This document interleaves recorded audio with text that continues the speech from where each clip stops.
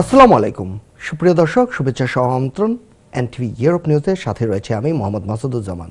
সংবাদের শুরুতে জানিয়ে দেব শিরোনাম।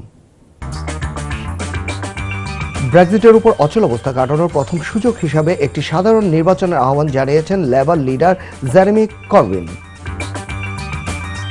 ব্রেক্সিট সম্পর্কিত ভোটে 24 ঘন্টার মধ্যে 2 দফায় পরাজিত হয়ে চাপের মুখে পড়েছেন ব্রিটিশ প্রধানমন্ত্রী থেরেসা মে এবং সংকট তৈরি না করে জাতীয় সংলাপের মাধ্যমে নতুন করে নির্বাচন করার দাবি জানিয়েছেন জাতীয় ঐক্যফ্রন্টের আহ্বায়ক ডক্টর কামাল হোসেন। শুনছিলেন শিরোনাম, এবার বিস্তারিত। ব্রেক্সিটের উপর অচল অবস্থা কাটানোর প্রথম সুযোগ হিসাবে একটি সাধারণ নির্বাচন আয়োজন আহ্বান জানিয়েছেন লেবার লিডার জেরেমি করবিন। একটি বিবৃতিতে তিনি বলেন, ইইউর সঙ্গে একটি ভালো প্রত্যাহার চুক্তি নিয়ে আলোচনা করার জন্য একটি নতুন সরকারের কাছে ভালো সুযোগ থাকবে। ব্রিটিশ প্রধানমন্ত্রী থেরেসা মেকে উদ্দেশ্য করে করবিন বলেন, যদি আপনি আপনার চুক্তিতে এতটাই আত্মবিশ্বাসী হন তাহলে দেশে সাধারণ নির্বাচন দিন এবং জনগণ তাতে তাদের সিদ্ধান্ত জানাবে। তবে এ বিষয়ে ক্ষমতাসীন কনজারভেটিভ বলছে, ব্রেক্সিট নিয়ে লেবারের কোনো পরিকল্পনা ছিল না, লেবার বরং এটিকে নিয়ে এখন রাজনৈতিক খেলা খেলছে। জেরেমি করবিন মনে করেন, প্রধানমন্ত্রীর চুক্তিটি পার্লামেন্টে এমপিদের দ্বারা বাতিল হলে সাধারণ নির্বাচন আয়োজনই হতে পারে সুষ্ঠু সমাধান। উল্লেখ্য, আগামী 29শে মার্চ যুক্তরাজ্য ইইউ থেকে বেরিয়ে যাওয়ার তারিখ নির্ধারণ করা হয়েছে। The Prime Minister has spent the last week begging for warm words from EU leaders and achieved nothing.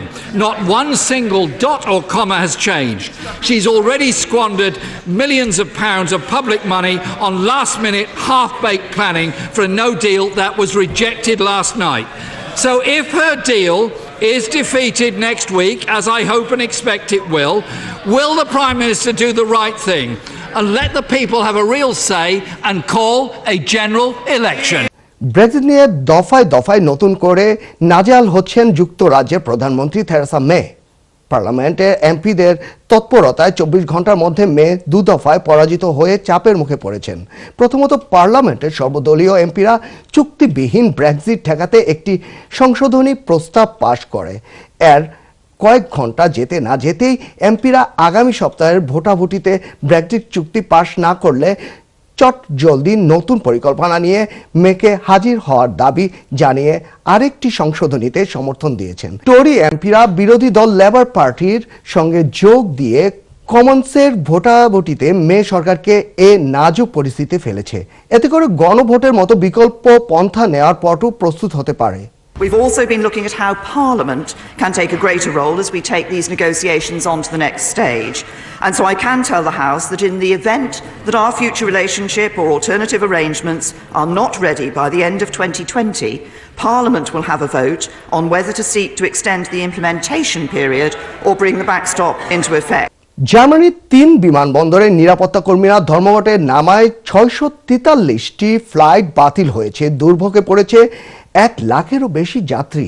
বৃহস্পতিবার জার্মানির তৃতীয় বৃহত্তম বিমানবন্দর জুসেলডর্ফ কোলন বিমানবন্দরের নিরাপত্তা কর্মীরা মজুরি বাড়ানোর দাবিতে ধর্মঘট পালন করেছে। স্থানীয় সময় ভোর রাত 3টায় শুরু হওয়া এই ধর্মঘট চলবে মধ্যরাত পর্যন্ত। এই বিমানবন্দরগুলোতে মোট 1050টি ফ্লাইট পরিচালিত হওয়ার কথা ছিল, তার মধ্যেই 643টি ফ্লাইট বাতিল হয়েছে। কোলন বিমানবন্দরে কার্গো বিমানও তেমন চলাচল করছে না। ধর্মঘটের কারণে জার্মানির অন্যান্য বিমানবন্দরে যাত্রীরাও সমস্যায় পড়েছেন, কারণ 3 বিমানবন্দর থেকে বিমানগুলো ছেড়ে না আসলে ওই বিমানগুলো দিয়ে পরবর্তী যেসব ফ্লাইট পরিচালনার কথা ছিল তা সম্ভব হচ্ছে না। নিরাপত্তা কর্মীরা তাদের মজুরি প্রায় 18% বাড়ানোর দাবি করেছেন, তবে মালিক পক্ষ 2 থেকে 8% মজুরি বাড়ানোর প্রস্তাব করেছে। দর্শক, এবার বাংলাদেশ প্রসঙ্গ। আন্দোলনে যারা ব্যর্থ হয় নির্বাচনে তারা কখনো জিততে পারে না উল্লেখ করে প্রধানমন্ত্রী শেখ হাসিনা বলেছেন, আগুন দিয়ে মানুষ হত্যা, মনোনয়ন বাণিজ্য, যুদ্ধাপরাধীদের মনোনয়ন দেওয়ার বিএনপির নির্বাচনে হারার কারণ। বিকেলে রাজধানীর একটি মিলনায়তনে 10ই জানুয়ারি জাতির পিতা বঙ্গবন্ধু শেখ মুজিবুর রহমানের স্বদেশ প্রত্যাবর্তন দিবস উপলক্ষে আওয়ামী লীগ আয়োজিত আলোচনা সভায় তিনি এসব কথা বলেন। বিস্তারিত দেখুন রিপোর্টে। 8ই জানুয়ারি পাকিস্তানের কারাগার থেকে মুক্ত হয়ে 1972 সালের 10ই জানুয়ারি স্বাধীন বাংলাদেশের মাটিতে পা রেখেছিলেন বঙ্গবন্ধু শেখ মুজিবুর রহমান। বছর বছর দিনটিকে পালন করা হয় বঙ্গবন্ধুর স্বদেশ প্রত্যাবর্তন দিবস হিসেবে। দিবসটি উপলক্ষে বৃহস্পতিবার আওয়ামী লীগ আয়োজিত আলোচনা সভায় যোগ দেন প্রধানমন্ত্রী।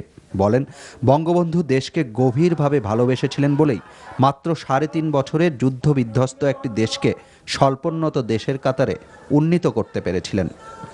একাদশ জাতীয় সংসদ নির্বাচনের পর দলের প্রথম কোনো জনসমাবেশ হয় প্রধানমন্ত্রীর বক্তব্যে উঠে আসে সেই প্রসঙ্গ।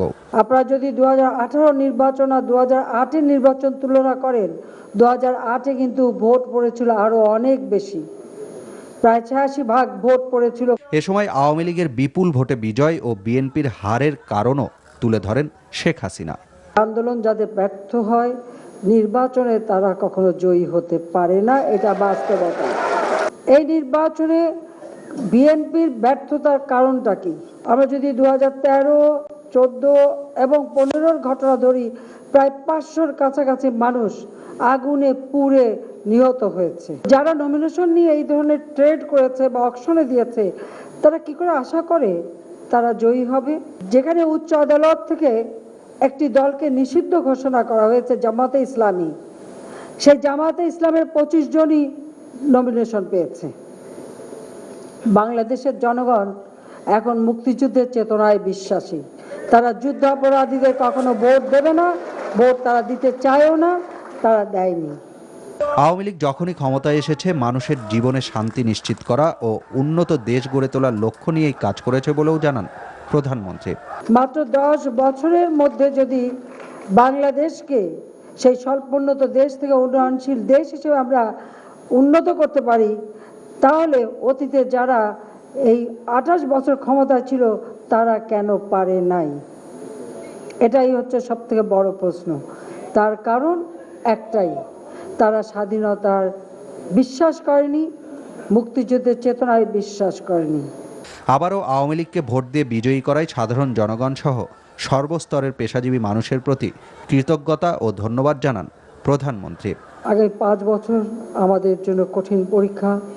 আমাদের যে উন্নয়নের মহাসড়কের যে যাত্রা শুরু করেছি, এটা আমাদের অব্যাহত রেখে বাংলাদেশকে আমরা এগিয়ে নিয়ে যাব। Rokonuddin, NTV news, Dhaka. সংকট তৈরি না করে জাতীয় সংলাপের মাধ্যমে নতুন করে নির্বাচন করার দাবি জানিয়েছেন জাতীয় ঐক্যফ্রন্টের আহ্বায়ক ডক্টর কামাল হোসেন। 30শে ডিসেম্বর নির্বাচনে যারা উল্লাস করেছেন তাদের মানসিক সুস্থতা নিয়েও তিনি প্রশ্ন তোলেন। ঢাকা রিপোর্টার্স ইউনিটিতে এক আলোচনা সভায় তিনি এসব কথা বলেন। বিস্তারিত দেখুন রিপোর্টে। বঙ্গবন্ধুর স্বদেশ প্রত্যাবর্তন দিবস উপলক্ষে এই আলোচনা সভার আয়োজন করে গণফোরাম। আলোচনা সভায় বক্তারা বলেন, বঙ্গবন্ধু এবং স্বাধীনতা এক সূত্রে গাঁথা, তবে বঙ্গবন্ধুর স্বপ্নের বাংলাদেশ বিনির্মাণে সম্পূর্ণ ব্যর্থ বর্তমান আওয়ামী লীগ। বঙ্গবন্ধু জনগণকে নিয়ে রাজনীতি করতেন, কিন্তু ক্ষমতার লোভে বর্তমান আওয়ামী লীগ জনবিচ্ছিন্ন উল্লেখ করে আলোচনা সভায় ডক্টর কামাল বলেন, স্বাধীনতার 48 বছর পর এমন বাংলাদেশ দেখতে চায়নি জনগণ। সরলভাবে বলেছি যে ভাই সবাই সকালে সকালে যে ভোট দেবেন, তো সে টেলিভিশনে বলছে কামাল হোসেন বুঝতে পারছেন না, ঘটনা তো রাত্রেই ঘটে গেছে। তৃতীয়বারের মধ্যে 5 বছর আমরা হয়ে যাচ্ছি। এই ধরনের তথাকথিত নির্বাচন, এটা কোনো সুস্থ মানুষের করার কথা না। মানসিকভাবে কেউ সুস্থ থাকলে এগুলো করতে পারে না। আমি সত্যি মনে করি যে এটা অসুস্থ মানুষের অসুস্থ মানসিকতার পরিচয়। বঙ্গবন্ধু বলতেন রাজ চালাকি, আমরা রাজনীতি থেকে সরে যাচ্ছি রাজ চালাকিতে। তো আমি বলবো যে এই যে যেটা 30শে ডিসেম্বর হয়েছে, এটা সেই রাজ চালাকির একটা খুব সুন্দর উদাহরণ। ডক্টর কামাল বলেন, নির্বাচনের নামে প্রহসনের কলঙ্ক থেকে জাতিকে মুক্তি দিতে প্রয়োজন সবার ঐক্যমতে আরেকটি গ্রহণযোগ্য নির্বাচন। বছরের প্রথম দিকে সংকট সৃষ্টি না করে যেসব করে হয়েছে বলেন, এগুলো কোনোটাই মানে এখন থাকবে না। একটা সবাই সঙ্গে জাতীয় সংলাপ আমি মনে করি সবচেয়ে ভালো পথ। সংলাপের মধ্যে দিয়ে সিদ্ধান্তগুলো নেওয়া হোক কীভাবে আমরা সংবিধানকে মেনে নির্বাচন করে নির্বাচিত সরকার সংসদ গঠন করব। জনগণের ভোটের অধিকার ফিরিয়ে আনার লক্ষ্যে জাতীয় ঐক্যফ্রন্টের কর্মসূচি অব্যাহত থাকবে বলেও আলোচনা সভায় জানান বক্তারা। মানুষটা সরকারে থেকে ক্ষমতায় থেকে। Maksudul Hasan, NTV news, Dhaka. দর্শক, জানিয়ে দেব এবার কমিউনিটি প্রসঙ্গ। জাতির জনক বঙ্গবন্ধু শেখ মুজিবুর রহমানের স্বদেশ প্রত্যাবর্তন দিবস ও জননেত্রী শেখ হাসিনা চতুর্থবার প্রধানমন্ত্রী নির্বাচিত হওয়ায় বুধবার যুক্তরাজ্য আওয়ামী লীগের এক আনন্দ সমাবেশ যুক্তরাজ্য আওয়ামী লীগের সভাপতি সুলতান মাহমুদ শরীফ এর সভাপতিত্বে ও দপ্তর সম্পাদক শাহ শামীম আহমেদের পরিচালনায় অনুষ্ঠিত হয়।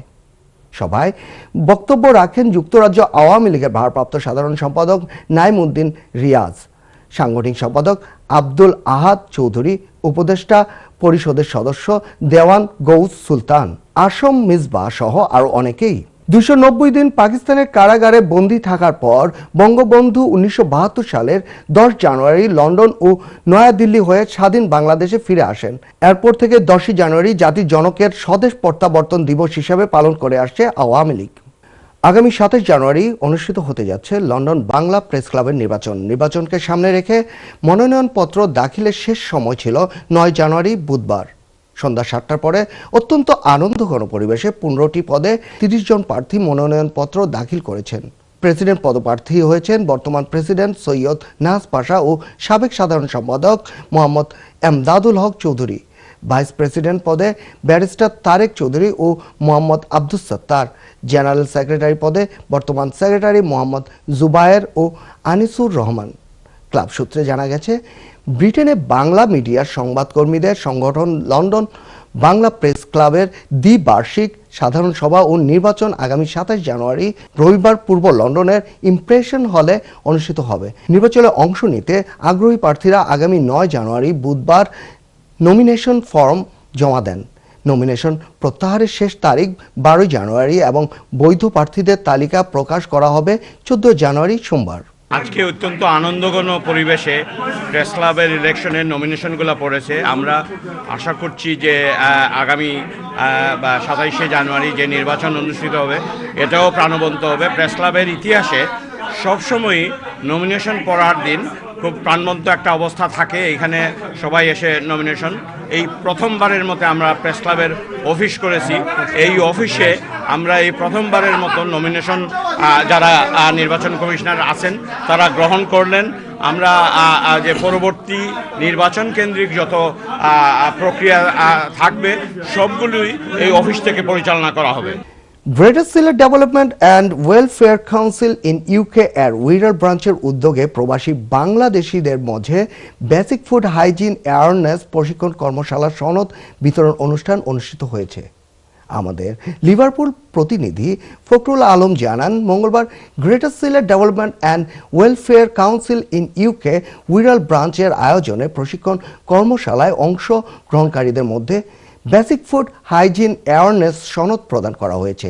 এতে বিভিন্ন কমিউনিটির লোকজন সহ প্রবাসী বাংলাদেশিরা স্বতঃস্ফূর্ত অংশগ্রহণ করেছে। এতে জিএসসি উইরাল শাখার চেয়ারপারসন কয়সর মিয়া প্রধান অতিথি হিসেবে উপস্থিত ছিলেন। লন্ডনের হেলমেটস ট্রেনিং সেন্টারে সহযোগিতায় কর্মশালায় অংশগ্রহণকারীদের হাতে সার্টিফিকেট তুলে দেন আমন্ত্রিত অতিথিরা। বেসিক ফুড হাইজিন অ্যাওয়ারনেস সনদ বিতরণ উপলক্ষে এক সংক্ষিপ্ত আলোচনায় বক্তব্য রাখেন বিশিষ্ট ব্যবসায়ী আব্দুস সালাম, কমিউনিটির ব্যক্তিত্ব শামীম আহমেদ, নেসার আহমেদ, মাসুম সহ আর অনেকেই। যুক্তরাজ্যে বসবাসরত বিয়ানীবাজার উপজেলাবাসীদের নিয়ে গঠিত ইউনাইটেড বিয়ানীবাজারের উদ্যোগে মঙ্গলবার পূর্ব লন্ডনের একটি হলে আয়োজিত হয় এক আলোচনা সভা। রুহুল রহমানের পরিচালনায় অনুষ্ঠিত সভায় সভাপতিত্ব করেন বিশিষ্ট কমিউনিটি নেতা মনোজ্জির আলী। বক্তব্য রাখেন দেওয়ান রেদওয়ান মারুফ, বাবুল হুসাইন, ডাক্তার আহমেদ ও মোহাম্মদ আলাউদ্দিন সহ অন্যান্যরা। ইউনাইটেড বিয়ানীবাজার গত 2 বছর যাবৎ বাংলাদেশে বিয়ানীবাজার উপজেলায় পৌরসভা সহ প্রত্যেকটি ইউনিয়নের গরিবদের আর্থিক সহযোগিতা প্রদান করে আসছে এবং আগামীতেও আরও অনেক বড় পরিসরে সেবামূলক কাজ করার লক্ষ্যে ইউনাইটেড বিয়ানীবাজারকে একটি পূর্ণাঙ্গ সামাজিক সংগঠন হিসেবে রূপ দিয়ে চ্যারিটি রেজিস্টার্ড করার মত প্রকাশ করেন বক্তাগণ এবং এই সেবামূলক সংগঠনের গতিশীল করার জন্য যুক্তরাজ্য বসবাসরত বিয়ানীবাজারবাসীদের সহযোগিতা কামনা করা হয়। দর্শক, সংবাদ শেষ করব তার আগে আরেকবার জানিয়ে দিচ্ছি শিরোনাম। ব্রেক্সিটের উপর অচল অবস্থা কাটানোর প্রথম সুযোগ হিসাবে একটি সাধারণ নির্বাচনের আহ্বান জানিয়েছেন Labour leader Jeremy Corbyn. Brexit সম্পর্কিত ভোটে 24 ঘন্টার মধ্যে 2 দফায় পরাজিত হয়ে চাপের মুখে পড়েছেন ব্রিটিশ প্রধানমন্ত্রী থেরেসা মে এবং সংকট তৈরি না করে জাতীয় সংলাপের মাধ্যমে নতুন করে নির্বাচন করার দাবি জানিয়েছেন জাতীয় ঐক্যফ্রন্টের আহ্বায়ক ডক্টর কামাল হোসেন। এই ছিল আমাদের হাতে থাকা এনটিভি ইউরোপ নিউজের সর্বশেষ আয়োজন। এই খবরের ভিডিও সহ আপডেট জানতে ভিজিট করুন ইউরোপ এনটিভি অনলাইন www.europentv.com। সঙ্গে থাকার জন্য সবাইকে ধন্যবাদ। আল্লাহ হাফেজ।